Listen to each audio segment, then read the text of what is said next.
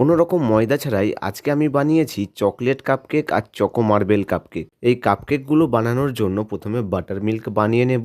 1 cup দুধের মধ্যে 1.5 চামচের মতো ভিনিগার দিয়ে ভালো করে মিশিয়ে 15 মিনিটের মতো রেস্টে রেখে দেব। এইবার একটা অন্য বোলের মধ্যে 1/4 কাপের মতো বাটার মিল্ক, 20 গ্রামের মতো চিনির পাউডার আর 5 চামচের মতো তেল দিয়ে ভালো করে মিশিয়ে নেব। 1.5 কাপের মতো আটা অ্যাড করে দেব। 1/4 চামচ বেকিং পাউডার আর ছোট চামচের 1 চামচ বেকিং সোডা অ্যাড করে ধীরে ধীরে মিশিয়ে নেব। ব্যাটার আরও স্মুথ বানানোর জন্য অল্প অল্প করে দুধ অ্যাড করে ধীরে ধীরে মিশিয়ে ব্যাটার বানিয়ে নেব।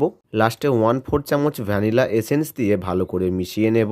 এইবার যে ব্যাটারটা বানিয়েছি 2 চামচের মতো অন্য একটা বোলের মধ্যে অ্যাড করে 1/2 চামচের মতো কোকা পাউডার আর অল্প দুধ অ্যাড করে চকলেট ব্যাটার বানিয়ে নেব। আজকে আমি 2 রকমের কাপকেক বানাচ্ছি, চকলেট কাপকেক আর চকো মার্বেল কাপকেক। এখন এই কাপকেক মোল্ডের মধ্যে 1 চামচের মতো করে ব্যাটার অ্যাড করে নিয়েছি। আর চকো মার্বেল কেকটা বানানোর জন্য অল্প চকলেট ব্যাটার, অল্প ভ্যানিলা ব্যাটার অ্যাড করে দিয়েছি আর উপরে টুথপিক দিয়ে এইভাবে ডিজাইন বানিয়ে নিয়েছি।